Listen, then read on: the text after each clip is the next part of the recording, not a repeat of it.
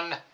Okay, so right out of the gate, I gotta say, my mind is kind of a little bit scrambled and all over the place after reading this chapter because there's a lot of information to take in with this one, and but that's a point where I can only like bullet point shit. So like I'm gonna maybe ramble a bit on with this chapter, but okay, with getting into the chapter itself, the place to start, I think, with this chapter is after seeing Luffy return to the surface and meeting up with Gerd and Goldberg.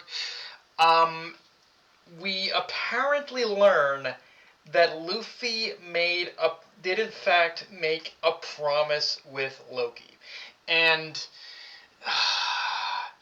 this is and yeah, obviously, like this is one of those things where I'm like, with Luffy's inability to lie or keep a secret for a period of time, this is gonna really bite him back in the ass. That goes without saying.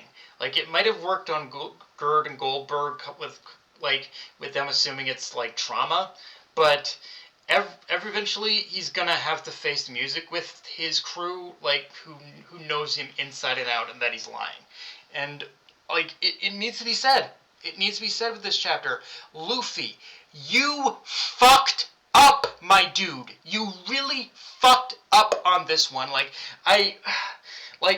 with the reveal that Luffy actually made a promise with Loki in this chapter, it's one of those things where I don't want to feed into the endless bottomless pit of a rabbit hole that this is character assassination on Luffy's part.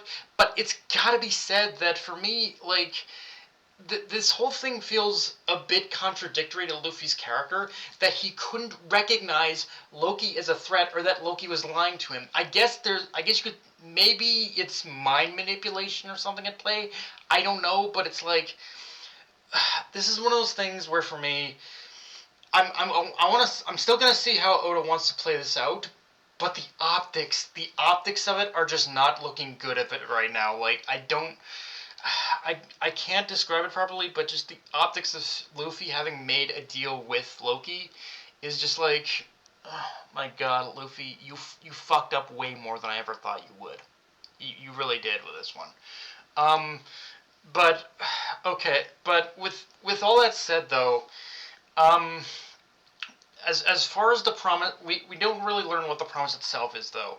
But in this chapter as well, we get an unexpected throwback to Little Garden, where in Little Garden we got these little like narrative notes from Explorer Louis Arnaud that was warning about Little Garden, and in the same breath with this chapter in this arc, we see Louis Arnaud basically going on about the beauty and the majesty of but the beauty and majesty of of of Elbaf, but be warned, brave adventurers.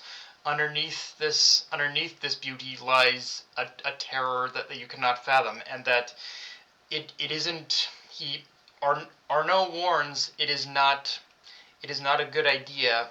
It is not advised in order to stay on Elbaf for an extended period of time. And with even though we didn't learn what that promise is, I'm with Arnaud's narration in this chapter, I'm almost wondering if that's kind of an inclination that we're going to get more lore on the sun on the legend of the sun god himself, like and that on the actual like on the very first Nika, the sun god, and where this whole legend even began. Like it seems to be heavily hinting at the idea with so much sun god imagery in this arc so far. It does seem to be heavily hinting that a lot of the legend of the sun god began in Elbaf almost. So we'll just have to wait and see how that turns out. Um, Now, the other thing to talk about though is the reveal with that the man with the hat is on the island as well, and which kind of I think feeds into that whole sun god theory a bit more. But and the thing is, a lot of YouTubers of what I did immediately watch in regards to this chapter, um, seem to very much lean into the possibility that this is Shiki, given the re and it looking at where the story is going narratively, it does objectively make sense that it could be Shiki, considering we've gotten some, considering as of late the story's introducing so many former members of the Rocks Pirates into the story. The only thing that has me immediately backtracking completely on this and still leaning towards it being like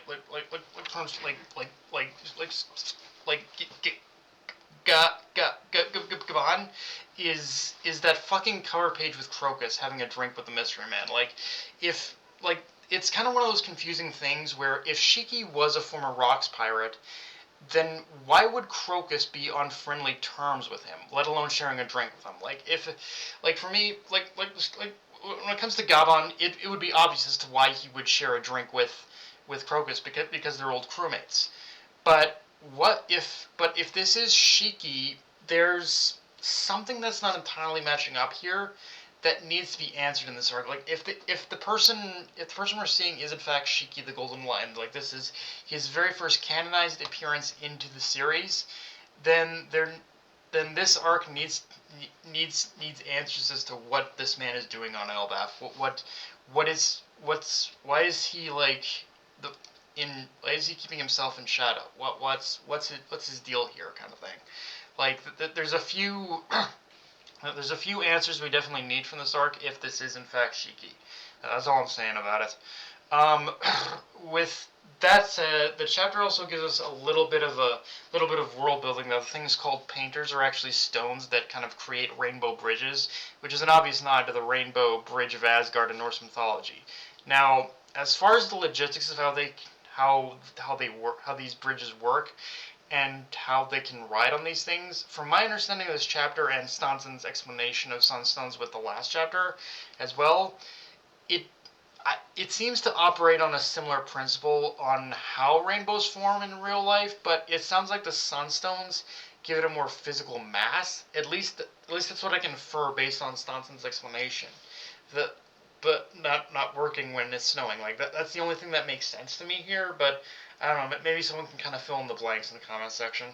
Of course, we also get introduced to basically the token kid character who's going to be an unexpected ally of the Straw Hats, Colin. And why do I say he's going to be an unexpected ally? He made because Oda made it blatantly obvious, but by the Shanks flashback panel saying, "Don't forget Luffy's name."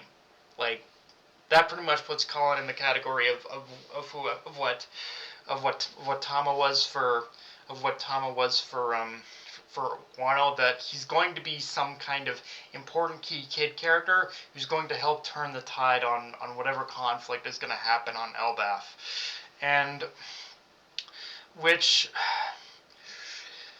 on Elbaf. And with although with in terms of the conflict though on Elbaf, it does make me wonder when Loki finally gets around to being the main threat of this arc, when the whole of Elbaf falls under absolute chaos and he ends up like trying to destroy it, I guess, or something. Like it does beg the question of are they even going to be able to stop him?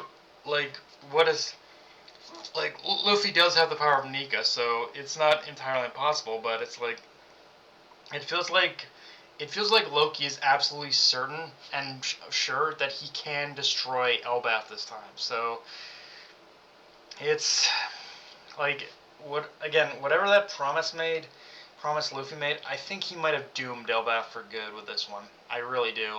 Elbaf might not be around by the end of this arc, but we'll just have to wait and see how it all plays out.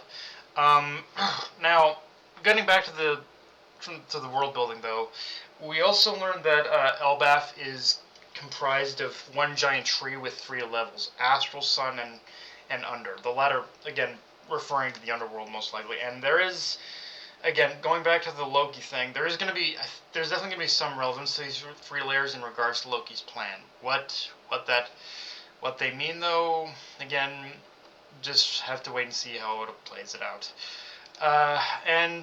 But with that said, there's not much more to talk about now. But if there was a weak point with this chapter, it once again has to do with Road. And look, I really don't want to actively hate this guy, but so far he has kind of proven to be the bootleg version of Caesar Clown, a character who started off intimidating but slowly is becoming more and more of an annoyance. In fact, I think he's kind of, I dare to go so far as say he's even worse.